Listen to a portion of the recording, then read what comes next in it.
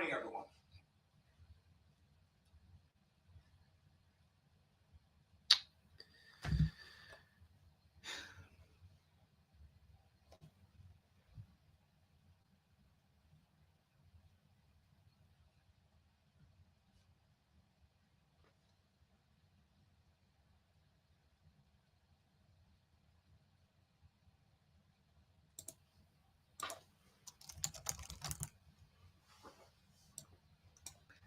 Hello, everyone, and welcome to our Accreta Awareness Month Accreta Expert Series live stream. We're going to give it a couple of minutes as our viewers join us, and then we'll get started with our program in just a couple of minutes.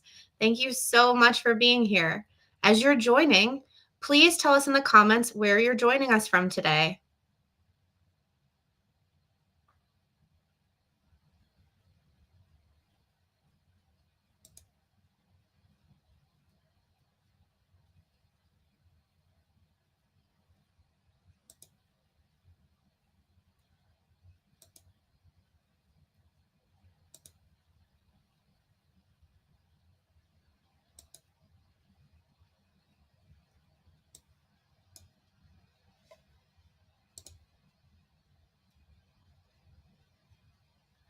Welcome, everyone, and thank you again for joining us today for our Accreta Awareness Month Accreta Expert Series live stream. We're so glad to have you with us today. All of us at the National Accreta Foundation are so excited to be able to bring an interactive presentation and live Q&A right to you, our viewers on Facebook and YouTube, and the community across the country and the world, so that we can learn more about this condition and be in community with one another. We'll get started in just a minute.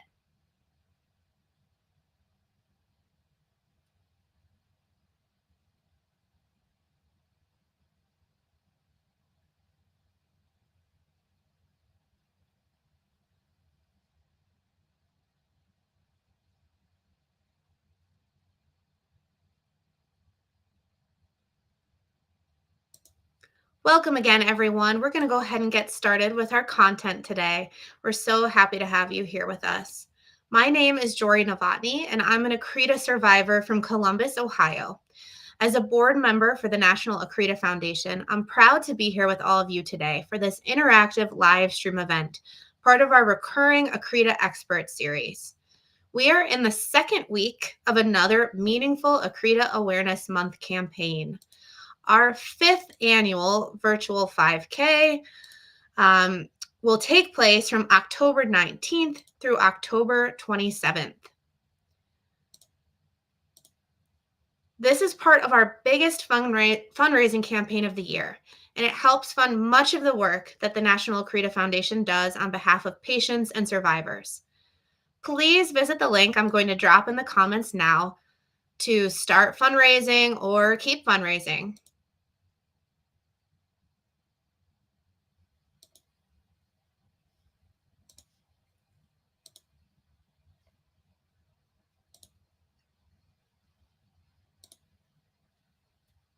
Help us reach our full fundraising goal, y'all. We really need your support and value it so much. And just want to highlight that we have a really charming thank you gift for folks that register to fundraise. And you can earn amazing new National Accreta Foundation gear as prizes, including a sweatshirt if you raise $500 or more, an embroidered sage green blanket if you raise $750 or more, and an engraved tumbler if you raise $1,000 or more. So get started or keep going. And we look forward to seeing you on our leaderboard. Maybe you'll even be crowned our 2024 Accreta Awareness Champion.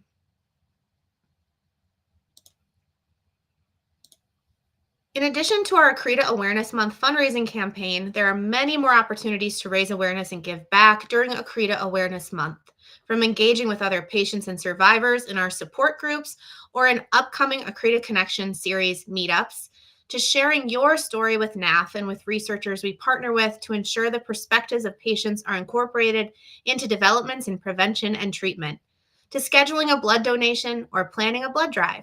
So stay tuned and make sure if you're not receiving our e-blasts that you sign up at the link I'm dropping into the chat now.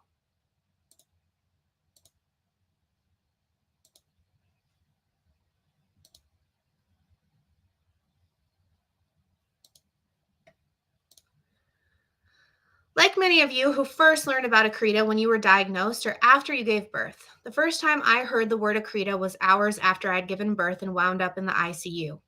So I understand that often topics that come up during our Accreta Expert Series live streams may feel sensitive or triggering for members of our community. We ask that you engage respectfully and compassionately and recognize that everyone is at a different stage in their journey. These live streams remain available to view on demand on our website, and we look forward to this presentation being accessible to you and to future patients and providers. Please share your questions, comments, and reactions throughout this event. This is your space. With that, I'm pleased to turn it over to the National Accreta Foundation's Board President, Kristen. Hi, everyone. I'm Kristen Terlizzi. I'm a placenta accreta survivor coming here from Northern California, and I'm also co-founder of National Accreta Foundation. And I want to thank you all so much for joining us today. And I also want to give a big shout out to everyone who's participating in Accreta Awareness Month. We see you sharing our posts, wearing your gear, registering for the 5K, raising funds, tuning into this live stream and helping to get the word out about placenta accreta spectrum is one of the fastest growing life-threatening complications of pregnancy. And if you haven't done so yet, there's still time to register for our biggest event of the year. It's our virtual 5K and to create a fundraiser or to donate towards our Accreta Awareness Month fund. So Accreta Awareness Month is our biggest month of the year, and we raise funds that help make events like this possible. We have some awesome new swag this year as fundraising gifts. I'm modeling our charming registration gift for the 5K. It's our belly logo necklace with actually Accreta Survivor as an optional etching on the back. We've also got the sweatshirt, like Jory mentioned, a blanket, and a tumbler that you'll see in my side in a little bit throughout the event as well.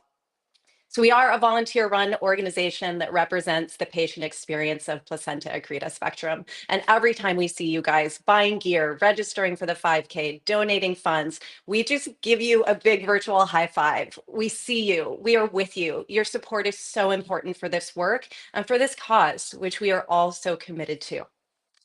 So today is a very exciting day because we are thrilled to put on an incredible event like today's Accreta Expert Series, where we bring the experts leading the way in placenta accreta treatment straight to you, the patient community.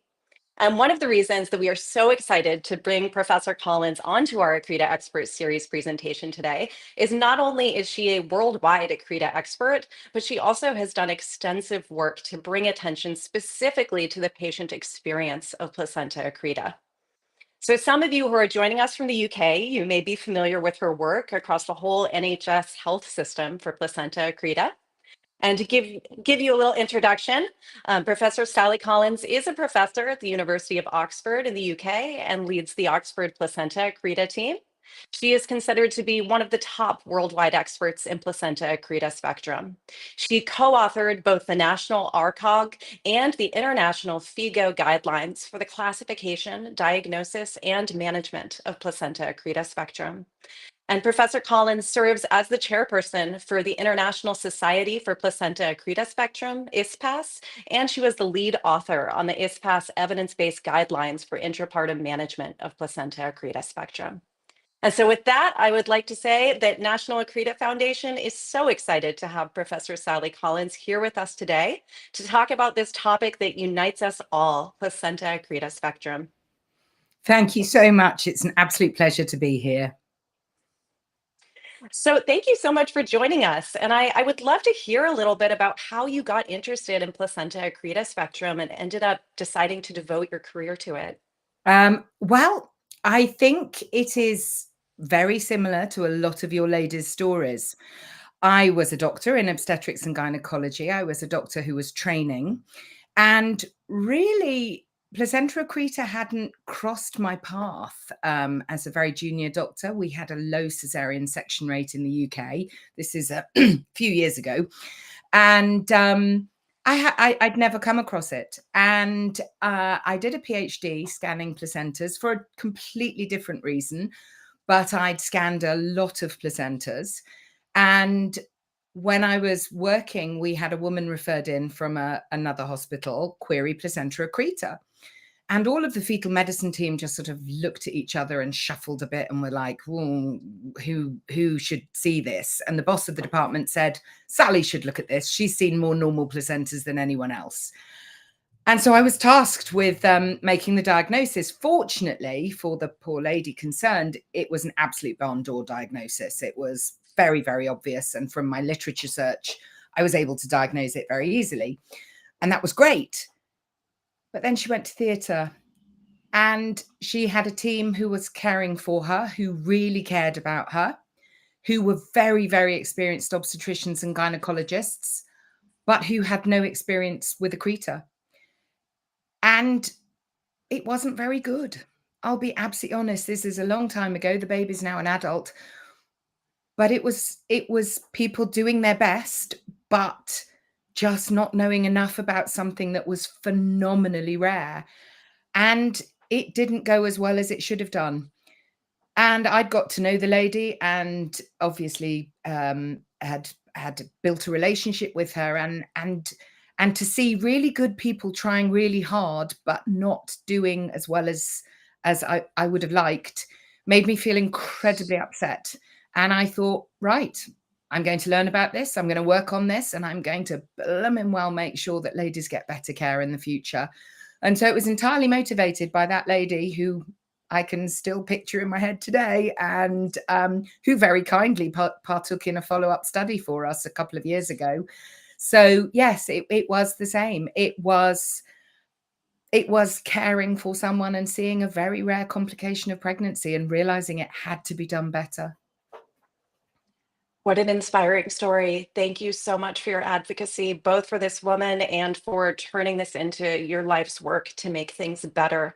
I also appreciate how the patient is really the center of that story. The patient is such the center of everything we do for Placenta Accreta, and it is heartwarming to have doctors and experts like you on our side, Professor Collins. So thank you so much.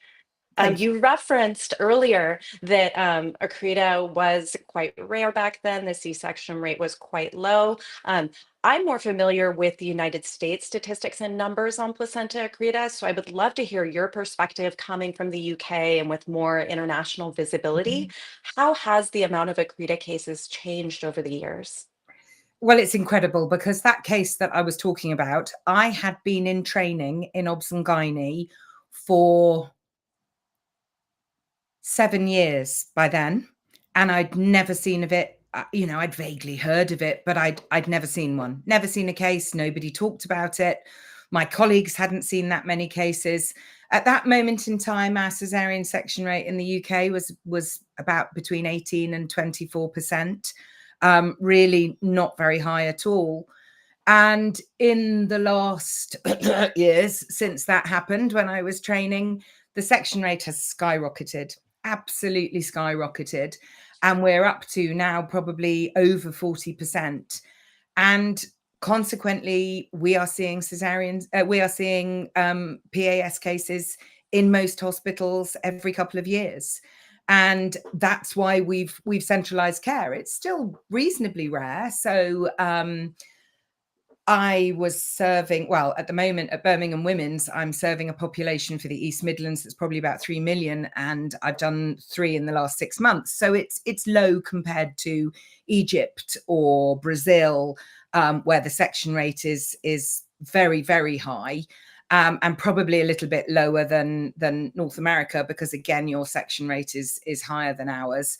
But it's changed just in my career, beyond recognition. It's still becoming very, very prevalent, I would say. It's still not common, but it's something that every doctor in training is now seeing. And that's such an important part about why we need to be getting the word out and training folks on this, because is it a fair statement to say that most obstetricians, either training or starting their careers now, are expected to experience this at some point? Oh, that's difficult. I can't really talk about the North American experience, but in the UK, we are working very, very hard to centralize all of the cases into centers of excellence, so that the management is undertaken by a team that does it all of the time. I mean, if you had, you had to have your appendix out, would you want to have that done by a GP who's done one in 5 years, or by a surgeon who does one a week? And that's why we're very much working very hard in England to centralise care. That said, every doctor in training now is expected to have at least covered it, made an attempt to learn about it, and possibly come to a centre of excellence and seen a case. So the lack of awareness really shouldn't be there anymore in the UK. I'm afraid I can't comment on training anywhere else in the world, but from what I understand from my American collaborators, this is very much becoming more of the training in OBGYN. And such a point too that we need to bring forward into diagnosis, right? And I know we're getting a little spoiler alert here, since these are things we'll cover later in the presentation portion, but just so much importance for getting these women diagnosed, getting them to the right places, and providing appropriate level care. Awareness and diagnosis is the absolute key. If people don't think about the possibility of an accreta, then the diagnosis doesn't happen. Without the diagnosis, the referral to a centre of excellence doesn't happen. It all comes from awareness, which is why, if we can increase the awareness in the population of patients who've had, please forgive me, I'm just recovering from flu. But if we can increase the awareness in our patient population and the awareness of the sequelae of cesarean section, cesarean is undoubtedly a hugely important procedure. It definitely saves babies' lives. It definitely saves mums' lives. But I think when women are making their primary decision about how they wish to deliver their first baby, they really need to be aware of this. I had so many women say to me, I had my first cesarean for fetal distress in labor. And then my second baby, they said, oh, well, you'll have a cesarean then. And actually, nobody counseled me. Nobody told me that I was increasing my risk. And that can really sting, because a lot of my lovely ladies have said, is this my fault? Should I have tried to have a trial of labor after my first cesarean, and then this wouldn't have happened? And, I think it is hugely important that women are counseled and that they understand the implications of cesarean. Now, of course, cesarean is important. I am not saying don't have a cesarean section. I'm saying you really need to be aware of this, especially if it is a non-medically indicated cesarean. Absolutely. And that is something we hear again and again within the Accreta community. Why is it that I was at risk of such a catastrophic complication and I'd never even heard of it? So that is something that we want to change and bring more attention to as well. In order for women to be able to make fully informed decisions, they have to be fully informed. They have to know about what the pros and the cons are, right? Absolutely. Yes, absolutely. So I would love to hear, what is the most gratifying and rewarding part of your role? Sending a happy, healthy mum home with her beautiful baby. That's everything. It's everything. And knowing, I can't prevent every, bad thing from happening to people. They've come in with placenta accreta spectrum, and sometimes things happen. We keep them very safe surgically, but women get PTSD as a result of their experiences. And when we first did our first study looking at the incidence of PTSD in my patients, the women I'd cared for, and I discovered it was 40%, I was absolutely devastated, because I tried so hard all the way along through their accreta journey to keep them informed, to ensure that they were cared for post-operatively, and yet still this happened. And that enabled me to go and talk to a psychologist who was a world expert in PTSD and get some advice. And, she said to me, the first thing you say to them is, don't Google this. Give women sources of very sensible information Yep. But don't Google it, because if you Google it, you fall down the internet rabbit hole. And by the end of it, you end up convinced that you're going to come out of this dead. And this is known as a priming effect. And of course, even when the women do incredibly well, because they were primed for that awful outcome, it can leave psychological sequelae. And so these sorts of things are the things we really need to care for. And sending someone home or having someone send me a picture of their child on their second birthday, third birthday, fourth birthday, and they've celebrated a birthday party for that child and not thought about their awful Accreta experience or their Accreta experience, that's the day that I'm the happiest, because it means that we've moved on and they're enjoying their child. Oh, that's wonderful. And we may have kind of gotten to this already, but I was going to ask you, what's the hardest part? Would you say it's hearing about those outcomes, the mental health problems that we need to address? I think the hardest part for me is meeting ladies that I didn't care for. There may Mm, be plenty of ladies I've cared for who weren't happy, but meeting ladies who, when they tell me their story, just breaks my heart that they didn't receive the early diagnosis, that they didn't receive the full amount of information, that they didn't feel reassured and cared for by their excuse me healthcare practitioner, and knowing there were so many simple things that the team looking after them could have done to have improved their journey. And that, I think, is sad, because I've learned from every patient I've cared for.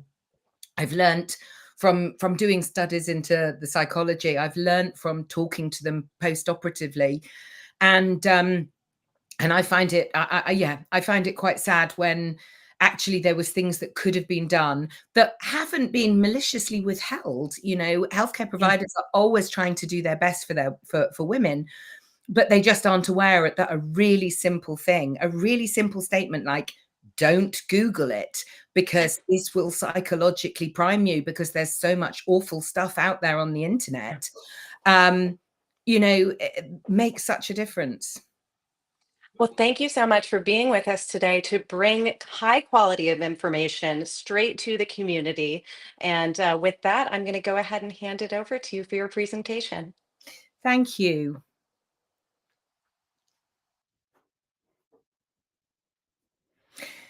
So when I was first asked by Kristen to talk to you all today, I asked her, what is it that you really need? And one of the things that she suggested that I talk about is the actual process of placentation and how placenta accreta occurs. Now, I know that this is very, very difficult for a lot of doctors to understand, and there's quite a bit of misinformation out there. So I thought that's what I would chat to you about today. I'd like to say, please ask any questions in the text box if I say something you don't understand, because it's much better that I try and explain something in an easier way at the time than carry on regardless with me thinking you're all with me. So placentas, the good, the bad, and I didn't want to say the ugly. I think it's the good, the bad, and the mother, because ultimately, you guys are really, really important. Next slide, please. So this is just my conflicts of interest statement. I just wanted to say I have no financial interests in the field of PAS other than working as a consultant obstetrician. It doesn't make me any money, and nobody's particularly interested in paying me to talk about it. So I have minimal conflicts of interest. Next slide, please. So the placenta. The placenta is the most indispensable disposable organ you have ever had, and it is yours. It belongs to the baby. It comes from the same ball of cells that goes to make up the baby, and it attaches itself to mum as a host. Now, the placenta has been primary in our thoughts to do with pregnancy for millennia. And you can see here, these were just a few things I found on the internet. Placenta helper, just add placenta to make lasagna. Not really sure about that one, but placenta face cream you can still buy in Japan, encapsulated placenta that people, send their placenta off and have it dried. That middle piece is placenta art. That's literally the placenta thrown on a piece of paper so that people can keep it forever. It is a hugely important organ. Next slide, please. And it has featured in our folklore, as I said, for millennia. In ancient Egypt, the placenta was preserved because it was believed that it was the child's guardian angel, and that as such, it should be, where possible, preserved so that it could watch over the child forevermore. In Cambodia, it's thought to be the source of your soul. In Turkey, they believed that the placenta defined the future of the child. So if you buried it in an animal stall, your child would grow up loving animals. If you buried it on a doorstep, your child would grow up wanting to travel. If you buried it with pencils, they'd be an academic. It really was that future of the baby. In the Maori, the name for placenta is the same as land, that which provides for us, gives us, and makes us. And Bali's coconut placenta cemetery, this is where they put the placenta from the baby in a coconut shell and hang it from trees, is a Malaysian heritage site. I'm not sure I'd quite like the smell, but there we go. So were they right? Well, yes, I can honestly tell you for the past 2,000 years, people have been absolutely right. The placenta is the guardian angel for that baby. The placenta is the life support machine. It provides the baby with oxygen and removes CO2 when they're not using their lungs. It feeds the baby from everything that you eat, and it will actively rob you of nutrients in order to look after your baby. And of course, it excretes all the byproducts, so cleans up after the baby. It protects them. It protects them from us, from the mums, because they have a different genetic makeup to us. And so the question is, why don't we reject them like we would reject a kidney transplant or a liver transplant if we didn't have immunosuppressant drugs?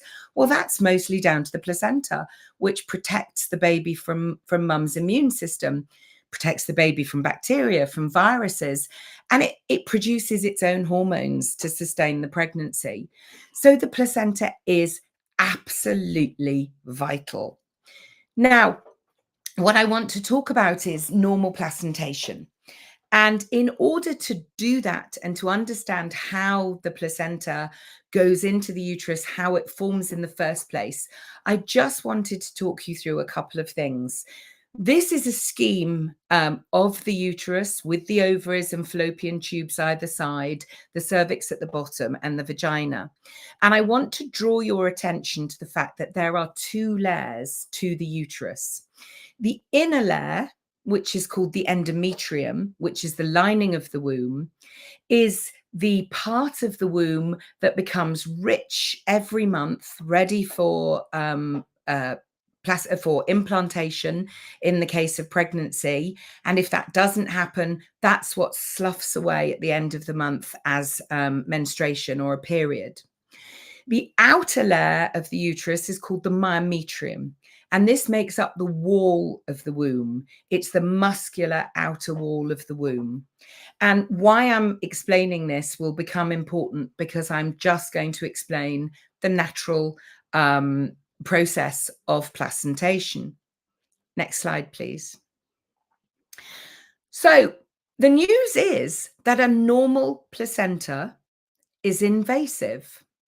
Now, that comes as a bit of a shock to a lot of people, but I promise you, I haven't been teaching my medical students wrong for 20 years. This is actually what happens. It starts with the lining of the womb. I told you, the endometrium becoming rich and lush and ready to receive the ball of cells after it's been fertilized in the fallopian tube. And that rolls down into the center of the uterus. And then it sticks to the wall of the uterus. And the wall of the uterus, the lining of the womb, the endometrium, slowly envelops it and sucks it into that endometrium. And from there on, the cells from that ball of cells start to move out of that into mum herself, into the lining of the womb. And then they carry on invading until they have gone 1/3 of the way into the muscle of the uterus. And that is the basis of normal placentation. So this tissue goes into mum, goes through the endometrium, through the lining, and 1/3 of the way into that muscular wall, and then it stops. And where it stops, it lays down a silky, silky smooth surface. And that's really important when it comes to separation. We do not fully understand what makes it stop. We don't fully understand why it only goes 1/3 of the way when it's behaving normally. Please excuse me. But that is the natural process of placentation. Next slide, please. So this is what you end up with in a full-term placenta. Your placenta, you can see at the edges there, the myometrium underneath it is a bit thinner than the myometrium. So that's the wall of the womb. The wall of the womb is thicker to either side and thinner underneath the placenta. And that demonstrates how the placenta has become entwined in mum's womb. And it fills from the wall of the uterus with blood. And that blood goes into a space. It never mingles with baby's blood. Baby's blood goes into a space the other side, and the two of them get very close together, but separated by a membrane. And that's where the gaseous exchange, the oxygen into the baby, the carbon dioxide out of the baby, the food into the baby, the byproducts out of the baby, that's where it all works. And if you look at this other picture in the corner, you will see the maternal surface is broken up into lobules. There's usually about 30 of them. But if you look at a placenta, it has this waxy, greasy, silky side to it. And that's what's attached to mum. And the other side, which you can see coming out to baby, is the umbilical cord. And that is a normal, well-functioning, beautifully designed placenta. Next slide, please. And that's really important when you look at the fact of how the placenta comes away. So second stage is the point at which the baby is delivered. And that's a beautiful little baby that I delivered a little while ago. This is one of my Accreta ladies, and she gave me permission to use this picture, and I rather love it. So that's second stage. But at third stage, what happens is because this baby has come out of the uterus then contracts down, and because the muscle wall contracts, the placenta just shears off because it has this silky, silky lining to it.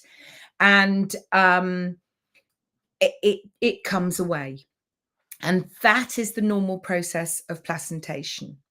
Next slide, please.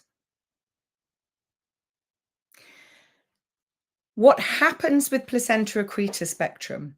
The absolute bottom line for placenta accreta spectrum and how we should diagnose it is that when the baby is delivered and the uterus contracts, the placenta cannot separate.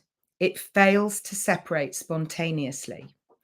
And that is the bottom line diagnosis for placenta accreta spectrum. What then comes from that is the fact that it's a spectrum. So we have to consider whether it's just sticky or whether it didn't get the memo about stopping 1/3 of the way in and it's gone further. Next slide, please. And I think this is one of the most important things to remember. There's no such thing as having accreta, not having accreta. That's the same as saying there's an accreta survivor as an accreta survivor. That's absolutely not true. Everyone has their own experience. Everyone has walked their own path. And accretas are exactly the same. They are all completely different. The only thing they share in common is this phenomenon that when the uterus contracts down, they are unable to shear off on their silky smooth bottom. And so when I look at the spectrum, I say it ranges from the very purple end here, where you have the normal placenta, where you get spontaneous placental separation, to bits of placenta that are a bit sticky, and so the placenta comes out in pieces, to unable to remove all of the placenta, to a completely adherent placenta. Those are where your placenta is abnormally adherent. When the placenta doesn't get the memo that it's supposed to stop invading 1/3 of the way in, it becomes worse, and we get placenta that's gone far deep into the myometrium and potentially out the other side.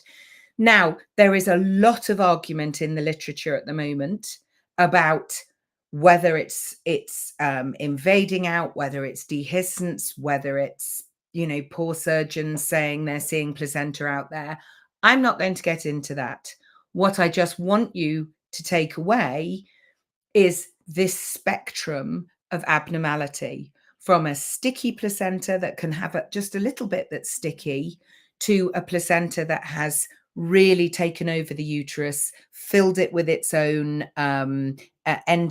hormones that's made the uterus abnormally vascular and is going to be a real problem. Next slide, please. So why does it happen? Well, like I said, there's a lot of people who are currently working very, very hard to work out the underlying science of why some women can have 5 cesareans and then have a 6th baby without a problem, and why some women have 1 cesarean and have an accreta at their next pregnancy. But the one thing we do know, and the one thing that we are absolutely certain of, is that placenta accreta occurs, true placenta accreta spectrum, and it's very difficult to differentiate at the sticky end of the spectrum sometimes, but true placenta accreta spectrum occurs when the pregnancy implants in an area of the womb that has had damage. Now, I've put this picture here to show what's called a cesarean scar niche. So this is the scar in the uterus. To separate out the degrees of placenta accreta, you have to consider that if you're going to have an adherent placenta, this tends to occur when you've had just damage to the lining of the womb. So these are the PAS cases that happen after lots of dilatation and curettage, after Asherman syndrome, after infections, after IVF. In order to have a very severe accreta, you need to have this full thickness scar, which is usually from cesareans.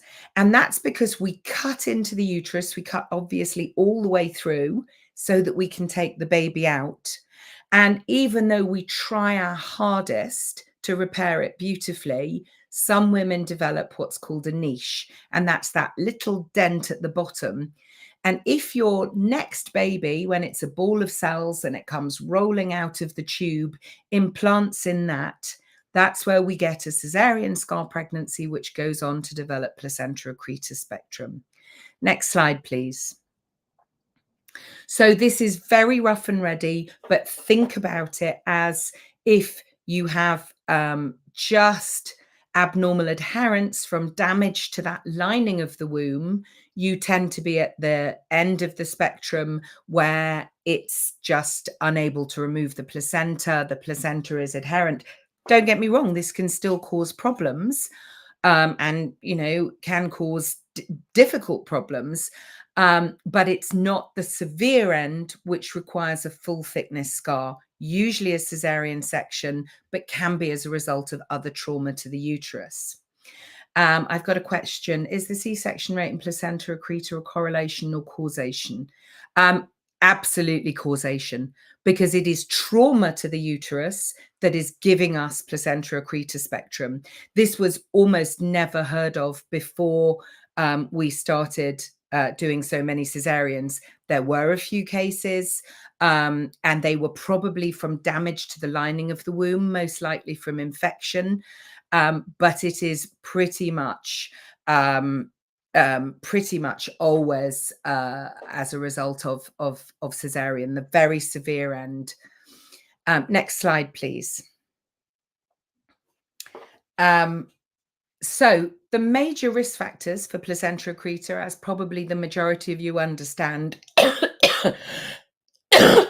please excuse me, our previous PAS, because that is a marker that the womb has already had an amount of damage. Previous cesarean, ERPC and surgical termination of pregnancy, so any curettage to the inside of the womb, IVF, and some people say maternal age. And again, this could be linked to the lining of the womb not being as good, potentially being damaged by multiple years of cycling. But it is undoubtable that the single greatest factor is previous cesarean section. Next slide, please.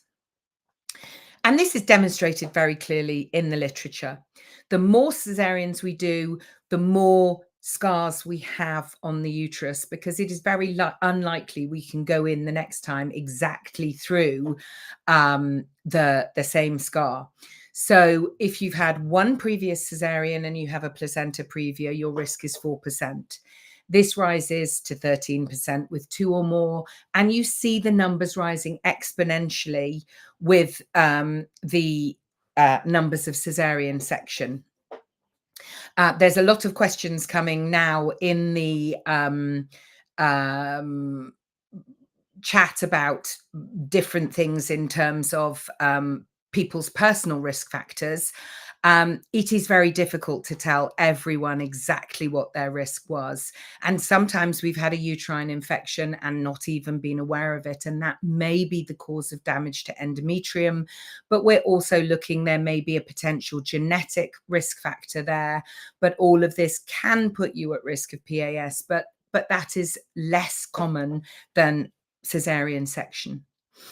Next slide, please.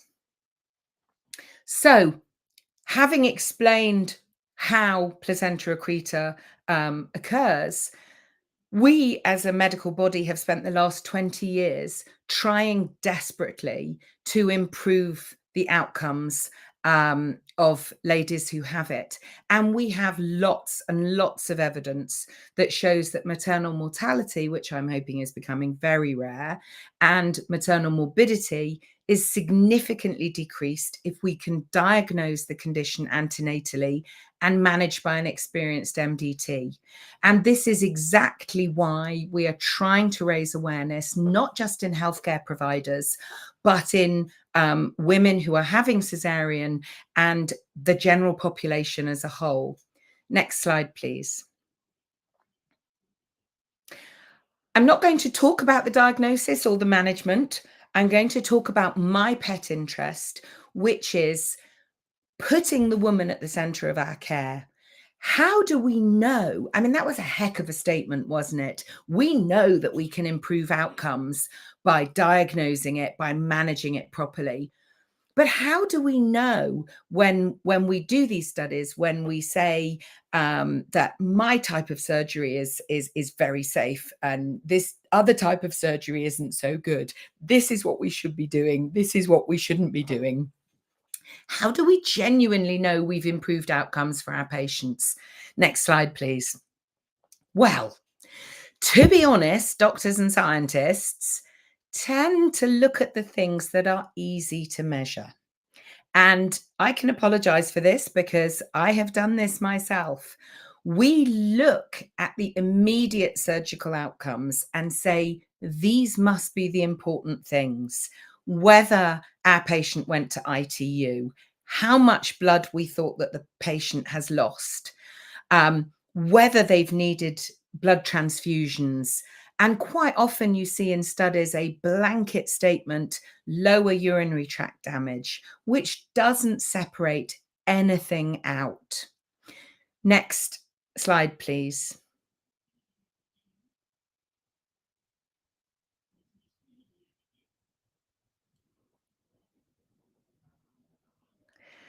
What I wanted to know and what I talked to the women that I cared for about is this research, is everything we're doing to try and prove that we are doing better and better and better for you, is this really reflecting your experience, what happened to you, what you believe would be a bad outcome from your PAS, or would be a good outcome. Can you go back, please, from your PAS? And this made me think. Now, I just want to warn you here, I'm going to talk about two patients who had, bad outcomes from their PAS, so that we can think about their patient journey. If at the point you're at in your Accreta journey, you feel that this might be anxiety making or triggering, then I would advise you to possibly leave for 10 minutes or so, because it's really important you understand that not everyone suffers from adverse outcomes from morbidity. In my unit, we had a 2% major maternal morbidity. So that is only 2 women in 100 who were having bad outcomes.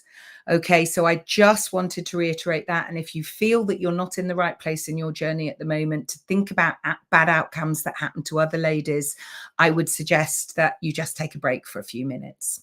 Thank you. Next slide, please. So this was a lady, this was a long time ago, but this was a lady who had a very severe placenta accreta. It was what we would call FIGO 3C, so that's the worst we had. It was histopathologically confirmed at the time as paquita. Over the course of her 7 hours of surgery, she lost 7 liters of blood, but it was slow. This wasn't a massive catastrophic bleed. This was a bleed that she had, that the blood was given back to her. She was adequately given appropriate amounts of donated blood and plasma and nearly a litre of her own blood back. Now, when you get your own blood back, it's very, very concentrated. So, that's probably equivalent to 2 or 3 litres of donated blood. And because all of this had happened and the anaesthetist was very worried about her, she went to the intensive care unit for one night for observation. She was not life-threateningly unwell. She had no organ damage. She just went for observation because the doctors caring for her were a bit concerned. Next slide, please. The second lady had what was regarded to be a reasonably mild end of the spectrum. This is FIGO grade 1. This is an adherent placenta, so it was all inside the uterus. She had a histopathological diagnosis of accreta. At the time, she lost 4 liters of blood, 4,000 mils of blood. This was not as well managed, but she still didn't suffer any organ damage as a result of that large blood loss. However, at the time of the surgery, her left ureter was damaged. Now, that's the tube that connects the kidney to the bladder, and it runs right next to the edge of the cervix, and so consequently can be damaged when a hysterectomy is being performed for PAS. Next slide, please. If you were a doctor and you were comparing the 2 cases for a new research study on a new technique, so one lady had received one technique and one lady had received the other technique, which one do you think would be classed as having the most severe morbidity? Next slide, please. Well, when you look at this, many doctors would rate a 7,000 mil blood loss and a night on ITU as being more severe than the 4,000 mil blood loss and the undiagnosed lower urinary tract issue. But I put it to you that our second patient had an absolute miserable time post-operatively.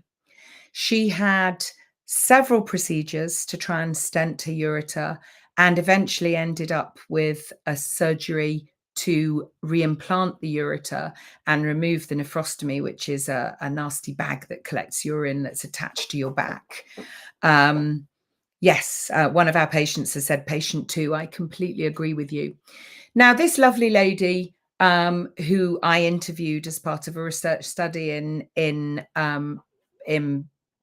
looking at the psychological sequelae, said to me that the PAS formed part of her divorce. Her husband became her carer, not her lover. And when I looked at this, I thought so many research studies would not differentiate between the experience had with patient 1, who went home on day 5 and had no further physical problems, and patient 2, who underwent all of this for the next 6 months. And I personally think that that's pretty dreadful. Next slide, please. And it stems from the McNamara fallacy. Now, the McNamara fallacy is something that maybe a lot of American viewers will be familiar with. And this arose from the Vietnam War. And what Robert McNamara pointed out is that people were measuring what could be easily measured. They were disregarding that which cannot be measured easily. In fact, they were presuming if it couldn't be measured easily, it can't be important. And they were presuming that if it can't be measured easily, it basically doesn't exist. And this, I think, is a hugely, hugely important thing to remember. Just because it's difficult to measure does not make it unimportant. And I believe that for the sake of our patients and their families, we have to work really hard to make what's important to them measurable.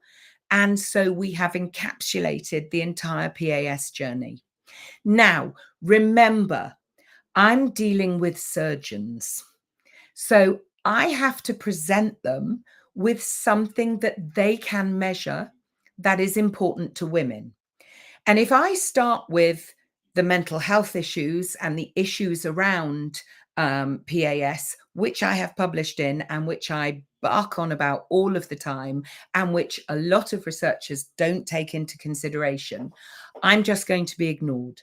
So I'm starting at what I felt was the low-hanging fruit, which is to try and get surgeons and get PAS researchers to at least look at the physical outcomes for women. Next slide, please. So what we developed in Oxford is what we called an obstetric morbidity score. Now, you might be asking, why is this important? Why is it important for someone to set out how we're going to classify morbidity? It's important because if you're doing a big research study, you are going to want to employ statistics. And if you're going to employ statistics, you need to quantify the effect that things have on people. And this is why we took what was a surgical morbidity score. The Clavien-Dindo has been used for years by surgeons in other specialties, just not by obstetricians. And we rewrote it so that it was specific to pregnant patients. And we tried to order the morbidity by the effect that it has on patients. So, for example, grade 1 is where you've had a significant blood transfusion. Or you've had some sort of morbidity that didn't cause deviation from the course of your care. But more severe than that is a morbidity where you've had a massive transfusion or where you've had something happen that you've needed intervention, be it medication, to look after. The third is where something so bad's happened, you've needed surgery to fix it. And we separated those two types of surgery into an intervention that you could have awake versus an intervention that required a general anesthetic. And then finally, life-threatening complications that put people in the intensive care unit in genuine fear of their lives, not just because we wanted to have a little watch of them overnight. And of course, finally, is death of the patient. And I'm glad I've never had to record that. And I hope that's a minimal recording in the future. So this provides surgeons with a way of categorizing morbidity, so bad outcomes, in a way that we believe shows increasing severity. Next slide, please. But does this really show a patient's journey? Does this really encompass every single thing that a woman goes through if she has a bad outcome? You know, my example, when I said the blanket lower urinary tract issues. Now, lower urinary tract damage could be a cut ureter, and that is absolutely awful, as that patient attested to, and required a lot of interventions. But it could also just be a small defect in the back of the bladder, which requires the woman to have a catheter for 6 weeks, which is horrible. Don't get me wrong, I'm not saying that that's not horrible, but which in the grand scheme of things, I would rather have a catheter for 6 weeks than have to have multiple procedures to fix my ureter. And yet in the vast majority of studies, it just says lower urinary tract damage. You know, we are hoping that our initial quantification score will show the severity, but that we can actually reflect the patient journey by saying, okay, let's not just count this thing once, let's give it a number and add them all together. Now, again, this sounds cold and hard to people with the lived experience of this. But I need a way to persuade surgeons that what we have to do is we have to look at what happened to that woman from the moment they left theatre to the day that they are physically. Introducing the mental health stuff afterwards is going to be harder, but, you know, physically better. Next slide, please. So what we've done is we've taken this morbidity score and we've given each of the things on it numerical points. So it runs from 1 to 6. So if our lady has a big transfusion, but it's say 4 units, and then she also needs to have a bladder for a catheter for 6 weeks because there was a little hole in her bladder, she'll score 1 point for the top morbidity, but she'll also score 2 points for the morbidity involving the bladder. Our lady who had the ureter scores 1 point because of her transfusion, but then she scores repeatedly for all of the interventions that the poor thing had to go through over the next 6 months. The stenting, the general anesthetic for the reimplantation, all of that.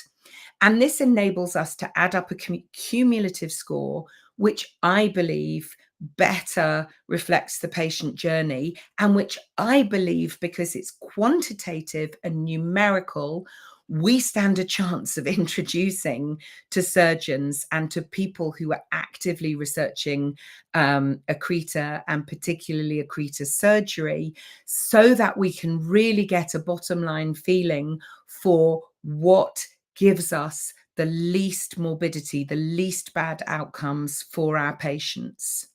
Next slide, please. So looking at the absolute numbers here, patient 1, whilst she did have a very hard time, and I agree with that, she scores a maximum modified Clavien-Dindo of 2, and her cumulative score is 3.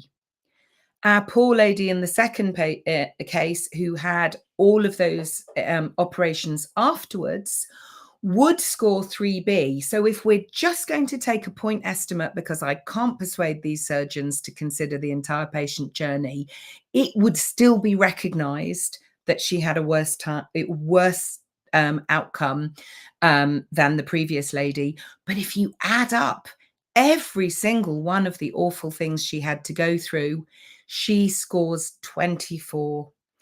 Now, I believe that that would really demonstrate that actually what went on in the second case had more morbidity, had a worse adverse outcome for that lady than the first one.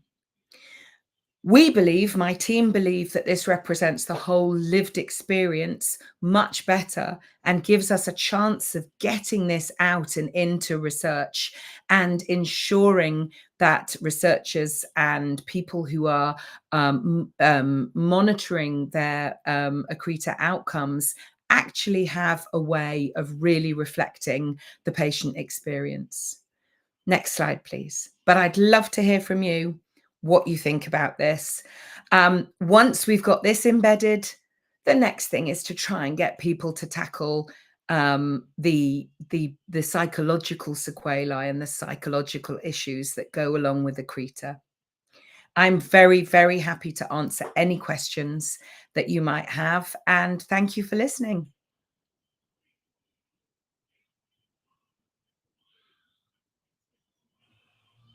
Thank you so much, Professor Collins. That was just wonderful. It's always so engaging and exciting to hear you speak, and the way that you have such a foot in the patient experience. Like, I feel like you are one of us in terms of your understanding of the full spectrum of this patient journey, yet also your knowledge and expertise within the Accreta treatment world to be able to bridge that gap, to be able to translate that lived experience into a way to not just get that point across and make it important, but to make it measurable and to actually make change for these women. Mm. So it's just heartwarming to have Mm. women like you in our court. Thank you.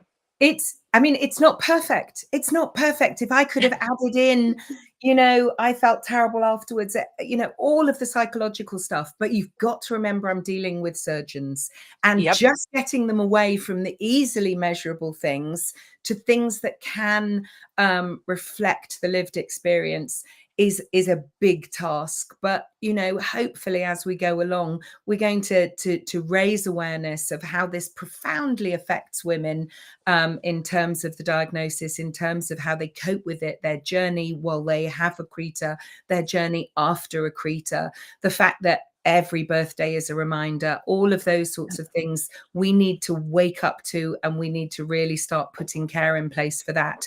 But I have to go little by little if I'm going to persuade researchers to change the world. Absolutely. Baby steps.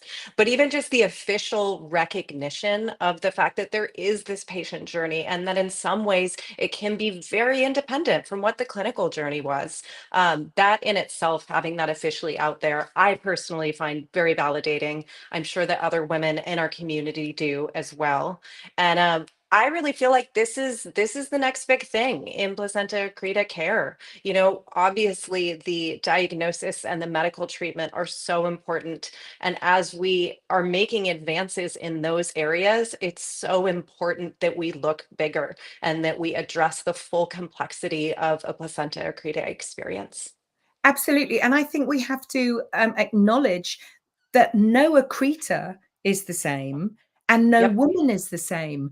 And when you've got such a varied condition and such a varied cohort of ladies who are going to have this, we have to really make sure that we are listening to women, that we are making sure that we're doing the best by them, not just because they didn't go to ITU, not just because they Yep. didn't have a big blood loss. I've had ladies who've lost 8 liters, but they've lost it over the period of 7 hours of operating. They get all of their own blood back. They're never unstable. They never have a kidney injury. They never have raised lactate. They don't need to go to ITU, and they come out the other side with no trauma. But you say to an ordinary obstetrician, and they half the time don't even know that they had that blood loss because it hasn't affected them. They were asleep when it happened. It happened so gently. It was replaced so effectively that they would never even know it. But you put that in front of a doctor, a physician, and say 8 liters blood loss, and they're like, oh, that's the worst thing ever. Actually, no, 2 liters happening really fast with an awake patient and a damaged bladder, that's actually possibly a much worse experience.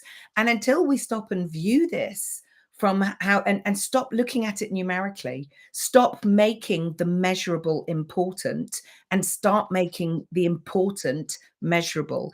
And we can only do that by feedback from patients, by patients looking at this and saying, yes, that is a better reflection of my journey than just saying how much blood I lost at the time. These things are just massively important. And it's really important that you guys keep campaigning, that you keep a loud voice out there, that you keep saying, put the woman at the center of your care, because doctors get really frightened when they're confronted by this if they don't have a huge amount of knowledge or experience about it. And that can lead to them making decisions that may not be the best individualized decision for that patient, because they are so focused on keeping that patient safe. It's not that they're not caring about the patient in front of them. It's that their feeling about caring for them is, I must keep them safe. I must keep them safe. And this can lead to decisions, that potentially affect how a woman feels about it, because they forget to say, I think we should do this because it's the safest option. We could do this, but I'm uncomfortable about it for these reasons. Just that inclusion in the decision-making process can be enough to make a woman feel more empowered. It certainly would me if I was, the patient. So these are the things that we just need to keep bringing to the forefront. So that's actually a great segue into my next question, was given your awareness and study of this issue, how has it informed your practice? How do you treat the complexities of an Accreta patient experience while you're treating medically the case in front of you? Number one, spend a few minutes to try and understand the patient that's in front of you. I have some women who are like, I don't want to know. I don't want to know anything about this. Just tell me what you're going to do and that I'm not going to die. And those women, I'll say, okay, this is the research. This is the science. This is what I'm going to do. And I'm not going to let you die. Other women are like, what have I done? Is this my fault? And the first thing you have to do in that situation is say, absolutely categorically not. There is no fault in Accreta. Accreta happens. There is no fault in diabetes. There is no fault in any other illness we get. Please don't. And then we go on and discuss it. And some women want to know everything. And so before I even break the news, I've learned to have, you can tell I'm a chatty person. I interact with people. Kristen, you and I have known each other a while now. I'm ebullient and I will chat to anyone. But actually my practice has changed, that I don't just, do the scan and say, you've got an Accreta and then let's tackle it. Actually, when people first come in, before I even ask them about their risk factors, I just engage in a little bit of simple banter. And I get a feeling for what's this person going to be like? How are they going to want me to react? Are they going to want the professor who is factual and knows what's best? Or are they going to want the softer side of me that says, what do you feel? How do you want to deal with this? So that is probably the thing that I consciously have taken away from my years of doing this. Secondly, I always bring women back a week later. Because I find this week is perfect, because ladies and their husbands and their loved ones and their whoever comes with them, as I start talking to them about it, their eyes turn into dinner plates and they glaze over. Now, I've not had an Accreta myself, but I have had breast cancer. And you think you're somewhat protected by being a doctor. But I remember sitting and being told I had breast cancer. And even as a medical professional, I glazed over. I honestly can't tell you half of what my lovely breast surgeon said to me at that moment in time, because I'd just been hit by that. And I'm fine, by the way. I had surgery, radiotherapy. I'm fine. But having had that personal experience, I've realized what a tiny fraction of everything I say, no matter how kindly I say it, no matter how well-meaning I am, no matter how sympathetic I am, just that news is just reduces you to a rabbit in the headlights.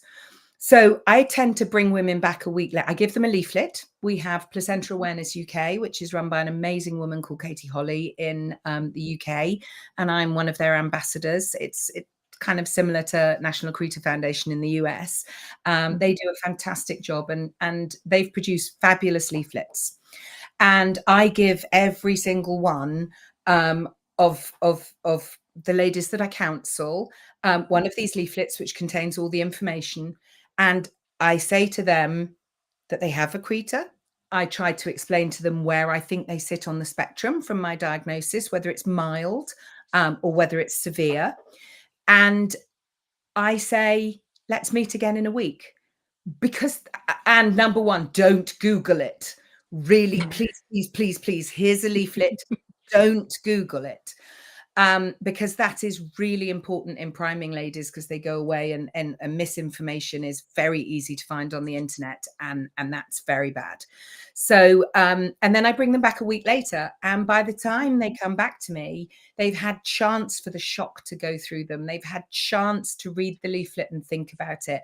They've had chance to draw up their individualized set of questions.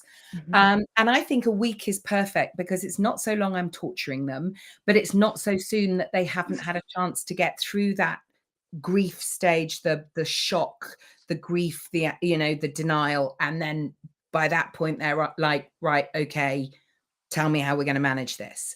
And I make sure they leave with that appointment made, so they know that there's this safety net. And I think for me, those are the things that I've learned the most. It's not the surgery, it's not the this, that, and the next thing. It's how to minimize the ghastliness of what is a ghastly diagnosis, and I think personally, my breast cancer journey probably helped me a tiny bit there, because I suddenly had to be in a situation where it's not my field of expertise. It was something that was happening to me. It was out of my control. And I think that gave me a real insight. Whilst I'm not an Accreta survivor, I can equate my experience with the experience that my ladies are going through. Well, thank you so much for bringing your whole self to these women's care, and for sharing that with us too.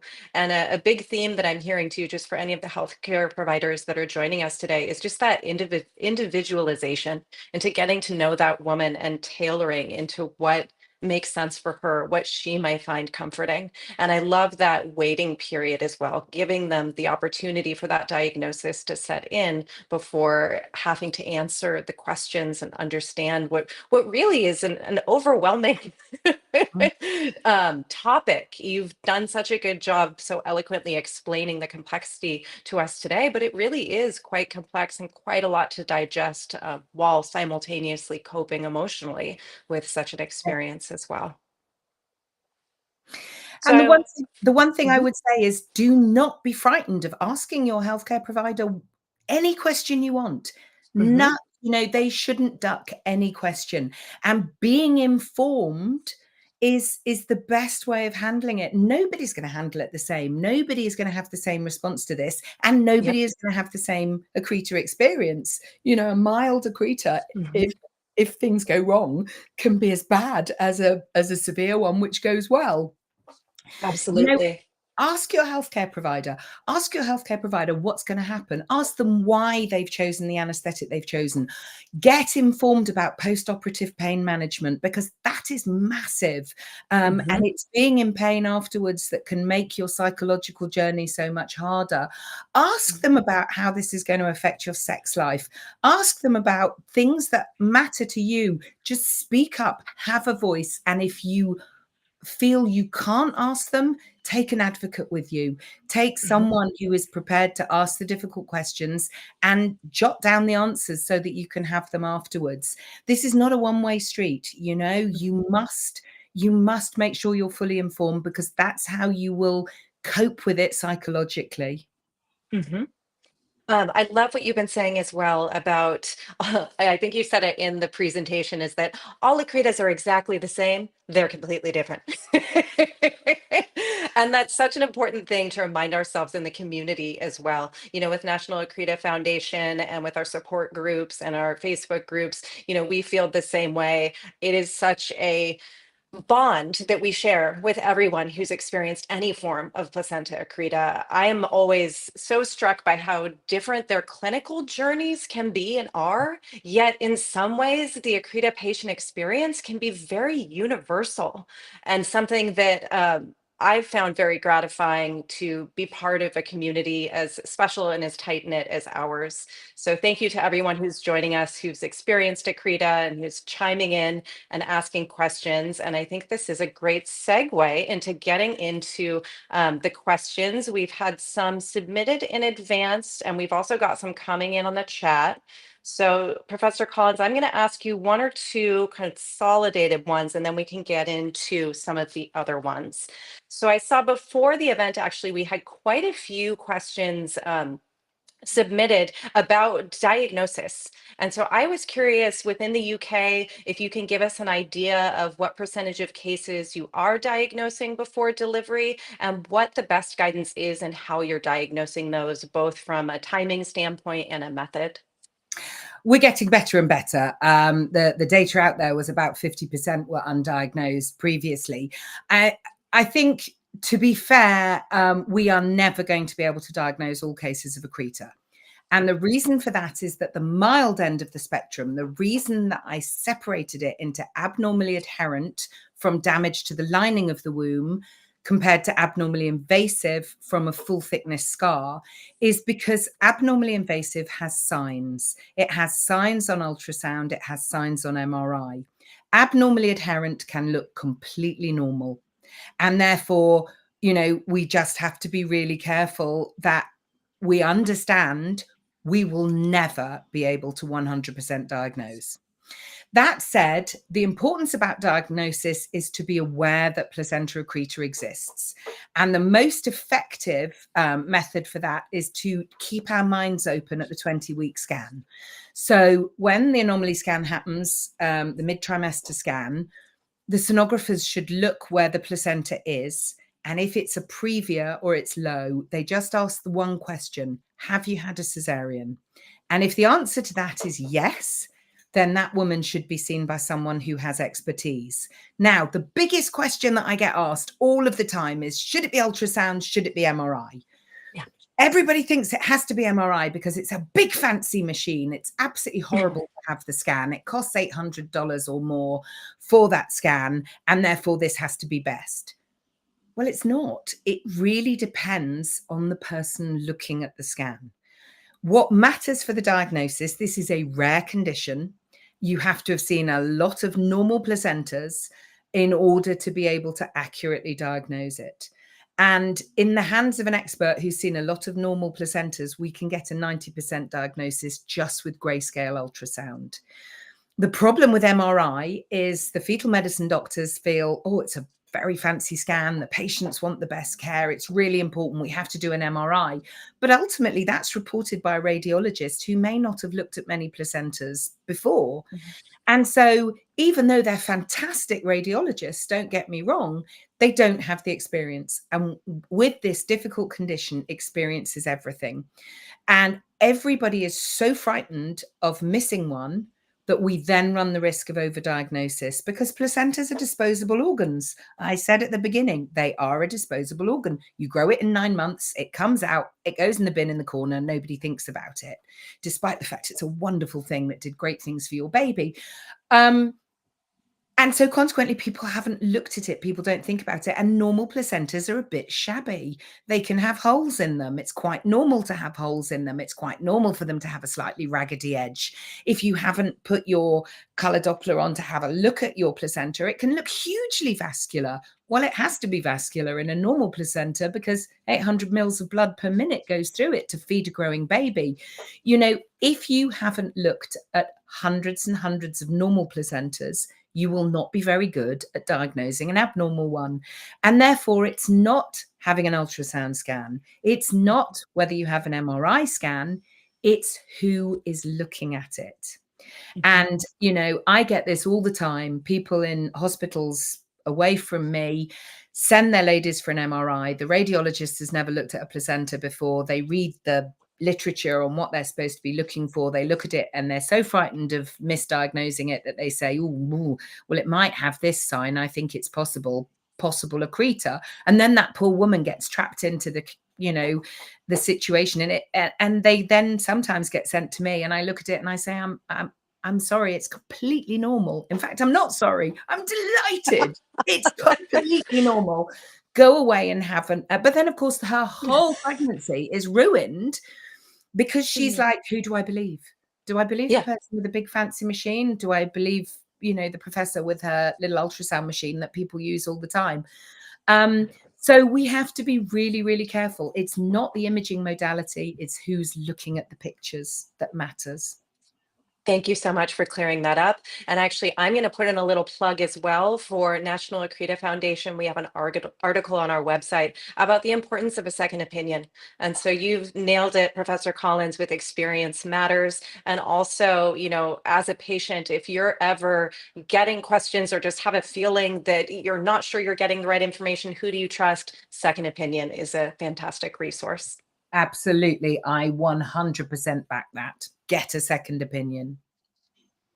Well, with that, I'd like to bring Jory back in, and let's go ahead and address some of the patient submitted questions and some of the ones that we've been getting during this presentation. Thank you so much. We've gotten so many questions, of course, as you mentioned earlier, Professor Collins, that are, really situation specific. So understanding that we can't, wrap our arms around every person's individual situation. I'm wondering, on behalf of many of the folks, I think, like my experience, who maybe either don't understand what risk factors they did have because they know they didn't experience a C-section. Maybe it was even their first pregnancy. Often I feel like there's a lack either of understanding or that leads to a lack of closure, right? So often I think more of us tend to show up in these forums seeking some sort of clarity about what might have led to our experiences. So you talked about looking for ways to diagnose in the event that there has been a former C-section. But would you mind elaborating a little bit more about other risk factors? Because I know that the understanding about risk factors continues to evolve. Yes. So at the milder end of the spectrum, I'm not saying mild because of patient experience. I'm saying in terms of invasion, where we have adherence. That's where things become very difficult because retained placentas have been there for many, many years. In fact, the first case where the term morbidly adherent placenta first came from was 1855. And it was a Scottish doctor called MacDonald who had a lady who'd had, I think it was her second baby, and the placenta just wouldn't come out. And nothing he could do was to get this placenta out. And he treated her with ergot and opiates and brandy. And he wrote this up, I think it might have been for the Lancet or the British Medical. He wrote it up for the literature and said, it was very, very interesting. The placenta just didn't come out. And it must have been an accreta because it didn't come out later. She reabsorbed it. I'm not sure how much help the opiates and the brandy were. And the ergot obviously is a uterotonic. It's what contracts the uterus. So we know she didn't have a cesarean section and she hadn't had a DNC, and, none of that surgical intervention had happened in her uterus. So why was her placenta stuck? And this is the issues that we don't understand. There may be, but what we do understand is that the lining of the womb has to be somehow changed from normal to get this phenomenon of the stuck placenta. Now, we know what changes it. We know that if we scrape it or scratch it, or, endometrial scratching happens with IVF, that we've put a foreign body inside the uterus. So, instrumentation for IVF. We know all of these different ways. A bad infection that has caused the two sides, the sides of the uterus to scar together. That's called Asherman syndrome. We know all of these things are linked with getting an abnormally adherent placenta. But there's going to be other things that we don't know about. Maybe a subclinical infection that has been ascending infection from the vagina that the woman never even knew she had. Maybe pelvic inflammatory disease, which can come from infections that ascend up from the vagina. We don't know, and it may just be genetic, but that's possibly rarer, or we would see it more running in families. There's no particular evidence for that. We just don't understand. But there is something within that lining of the womb that just hasn't enabled the beautiful, silky, waxy surface to develop such that when the uterus contracts, it peels away. And so, I think we're probably never, ever going to know. And I think there is a lot of crossover. Placentas sometimes don't come out and you need a manual removal. A manual removal where the placenta just comes out when you take it out manually is not an accreta.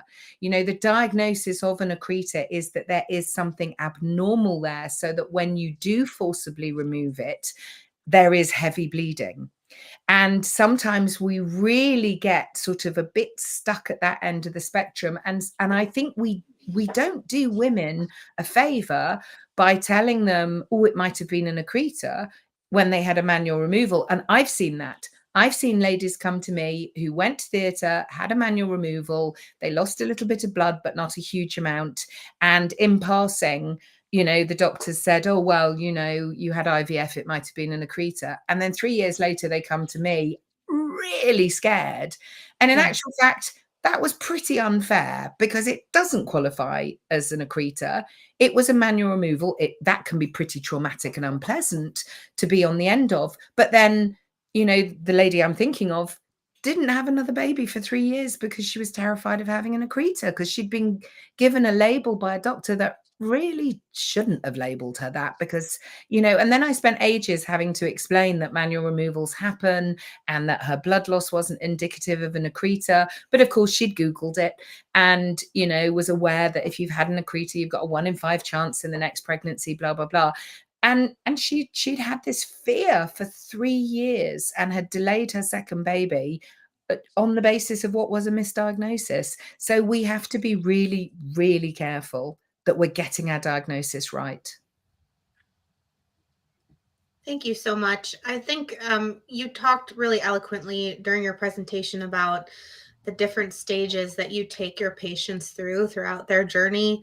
So we've talked for a little bit now about diagnosis, but we have some questions in the chat and that came in earlier about some of the other steps, both in that journey and then post delivery as well. So for example, Sabrina asked about the anxiety leading up to their, an anticipated cesarean hysterectomy procedure. And at least in Sabrina's experience, sometimes doctors wait to give them more information and clarity about that, maybe with the best intentions to minimize anxiety, or because they simply can't provide that information. But what is could you talk to us about your kind of best case scenario and how you support patients leading up to those different mile markers, if you will, on their journey? I mean, I think the thing about it is this idea that doctors wait, potentially thinking they're helping. I mean, there may be some women that does help, but the bottom line is this is your baby and your body. You need to ask your healthcare practitioner. And if they're not prepared to talk to you and tell you the things you need to know and be 100% honest with you, then it's time to transfer your care to somebody else.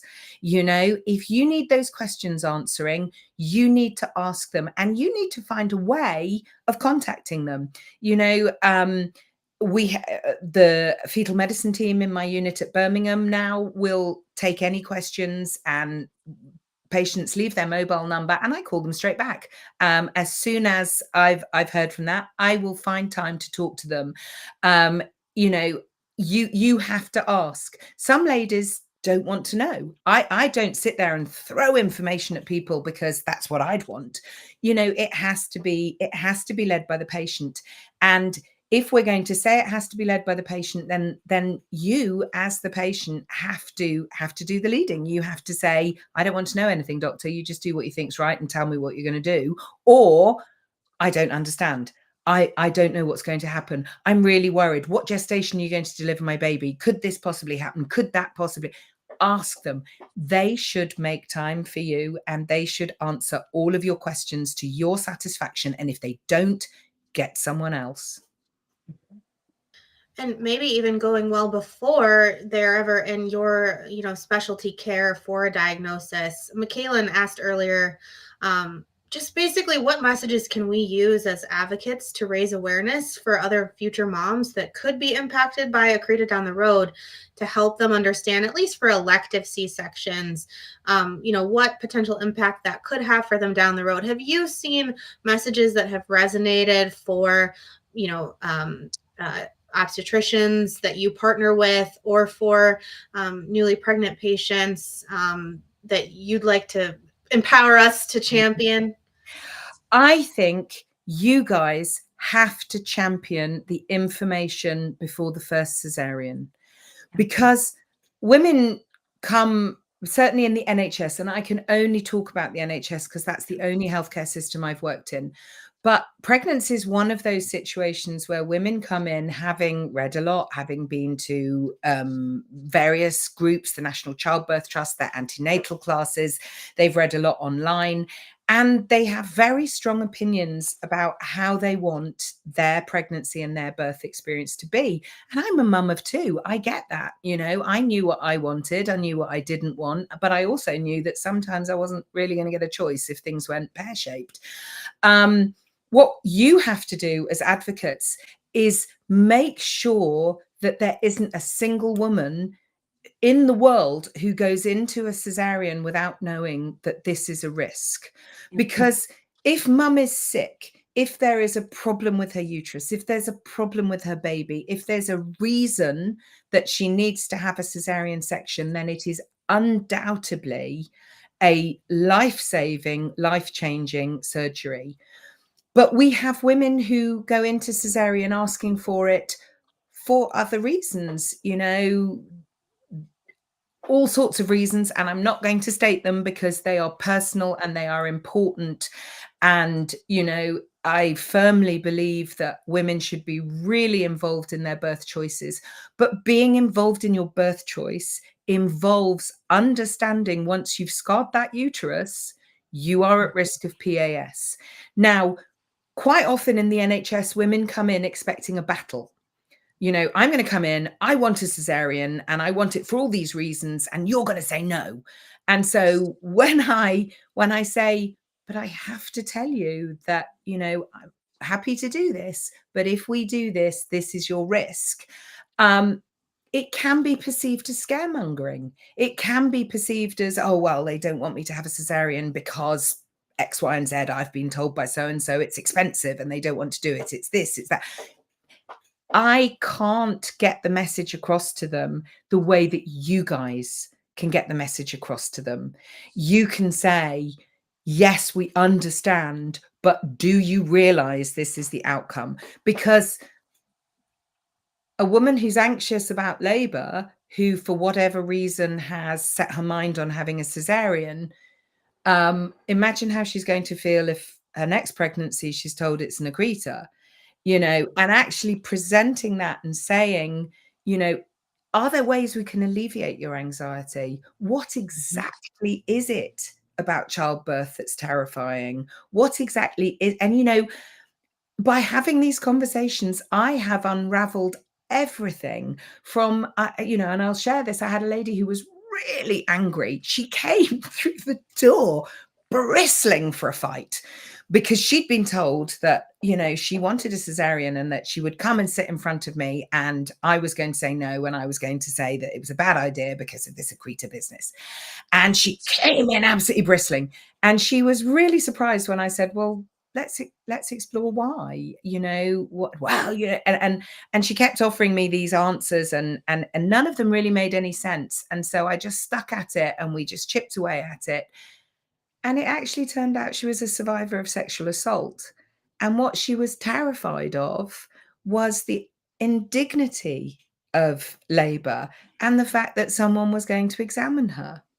And when I found that out and I was able to explore with her what we could do, how we could monitor her labor, the steps that we could take to preserve her dignity, the things that we could do to stop her from being triggered, she just melted and she had a lovely vaginal delivery. I'll be honest, I was around, it was and afterwards she was so happy that we hadn't done that section. Now, that was just a one-off, but so many times I don't get to the bottom of what it is. And people just think it's me being an obstructive doctor, that for whatever reason, I'm trying to save NHS resources or whatever, which is why I don't want to do a section. So if you, as the Accreta survivors network and population of women who've been through what you've been through, can get out there and spread the word to women even before they've thought about getting pregnant, and raise the profile and say cesarean is important, but don't pick it without, don't pick it if it's not medically indicated without knowing this. And then women can make a sensible decision, and women can also understand that, if there's something wrong with their baby and they have to have a section for it, have that section, but unfortunately this is what we have to look for next time. I was just asked about D&C. Yes, and I think we have to be careful. Miscarriage is the most awful thing. It's awful. It's the grief of the baby you never had, first trimester miscarriage. And if you get diagnosed with miscarriage and then the baby's passed away but hasn't left your body, the temptation is to say, finish it, put an end to it. I have to get over this. I have to cope with it. And doctors will do that. And actually, if we include it in our counselling, we know this is terrible. We know how the grief, it just is unbearable. But if we do a D&C, there is a risk to future pregnancies. So we need to be sure that this is really appropriate for you, and actually do medical management or expectant management, which is waiting. And that feels so cruel and so hard to a woman who's just been bereaved like that.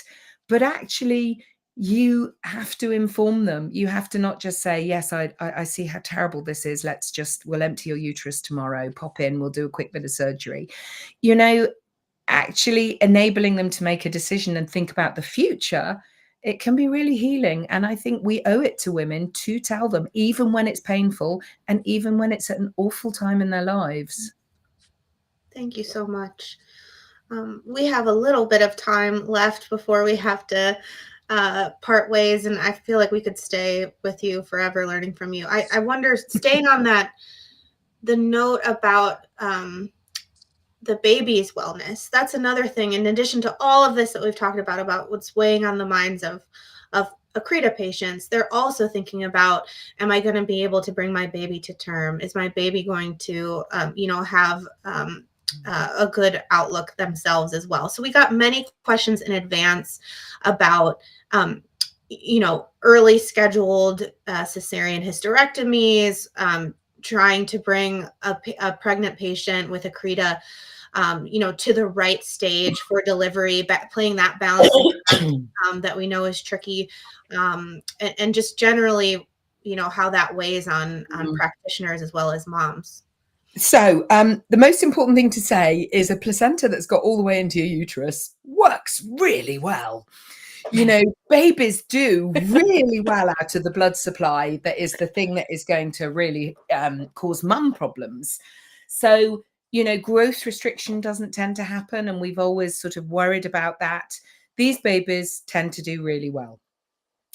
I cannot tell you a time that you should deliver an Accreta baby, because as I tried to say before, every single Accreta is different. Some women will bleed, and they'll bleed repeatedly. And we know that if there's repeated bleeding, then it can suddenly become bad and we end up with an emergency delivery, which is not a good idea. But some women will do really well and get further on, and there's absolutely no bleeding and the baby's growing beautifully. Then it kind of becomes an anxiety of being a ticking time bomb. And that can affect that can affect the healthcare provider more than the woman. And the one thing I would say is, from my experience, the more experience you have with Accreta, the more you've done, the more you've seen, probably the later gestation you will end up delivering at. If you are very inexperienced at it, then the anxiety that something terrible is going to happen to that mum tends to lead to earlier deliveries. So this is, again, a plea that you have a healthcare provider that actually has experience with Accreta, because they're more likely to push you later than someone who is inexperienced.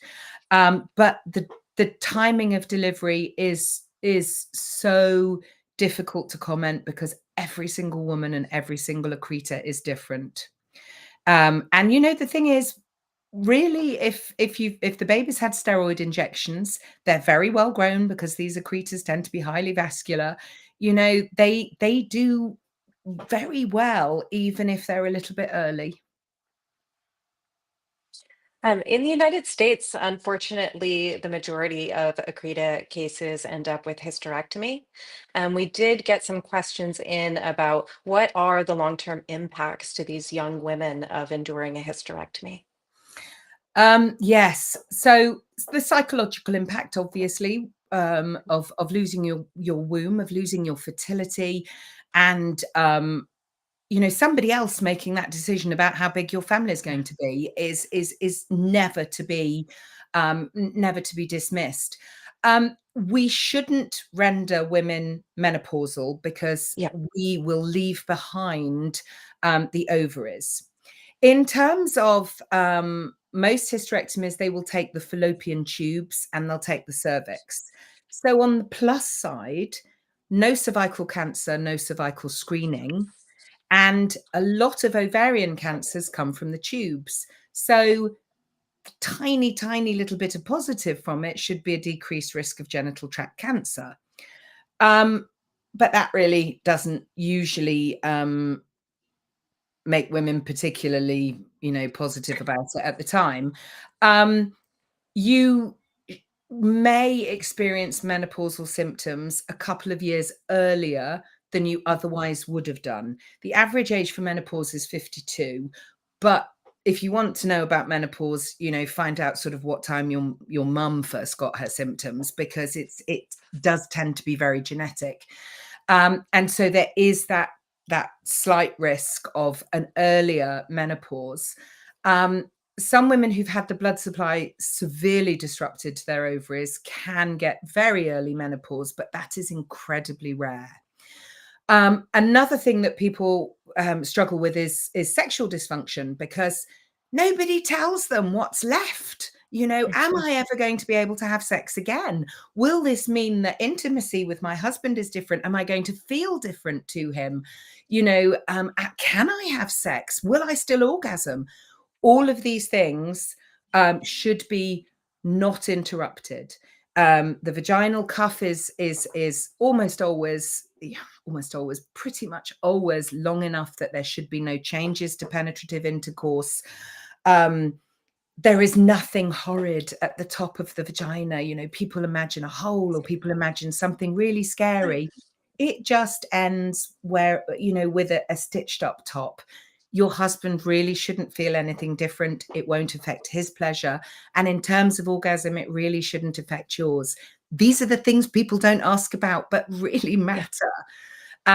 So in terms of the implications of hysterectomy, it shouldn't change your sex life. But of course, the psychological feelings of, sometimes women tell me they feel less of a woman, that potentially can. And you have to make sure you seek psychological help if you're feeling that. You shouldn't get severely early menopause. If you start to think you're getting menopausal symptoms, you need to see your healthcare provider. Because you don't have a uterus, you can have unopposed estrogen. So this is Sandrina gel. Other gels are available, and it's estrogen gel, and you can just pop it on your skin, and you can titrate it up and down according to your symptoms. And don't take no for an answer if the GP is saying, "Oh, but you're only 45, you can't possibly be having that." actually you can, because of the disruption to the blood supply to the ovaries. And you can take it, because your risk of breast cancer does not increase until you get past the age that the average woman would become menopausal. So that is about 52. So if you're getting these symptoms and you're 45, take the HRT, feel better, and then start thinking at 52 whether you're going to continue with this and accept a slightly increased risk of breast cancer, or whether you're going to stop. I hope that's helped. No, that was very, very helpful. Thank you so much. I love how you were saying too, everyone wants to know the answers to these questions, but they don't want to ask them. So thank you so much, Professor Collins, with bringing all of this high quality knowledge. Again, we're going to say don't Google, but do Google this and watch the recording so you can hear this information. This has just been a wonderful, enlightening event, and really just such a highlight to our Accreta Awareness Month festivities in general. So I think we're going to close the event at this time. And I would just like to say thank you so much for joining us today, Professor Collins. And I'd like to say to everyone watching us who's engaged with Accreta Awareness Month, join our 5K. Registration is still open. It starts next week. We greatly appreciate all of your advocacy, your fundraising efforts. This is really the month to pay it forward and support everything that we're doing to advance placenta accreta research, awareness, and the patient experience. And we do have a survey from the event as well. I believe the link is in the comments. So please, if you join this event, tell us what you think. Give us some feedback. Let us know if it was helpful for you. If you'd like to give us some quotes, we'd love to pass those on to Professor Collins afterwards as well. Thank you for having me, and keep up the fantastic work you're all doing.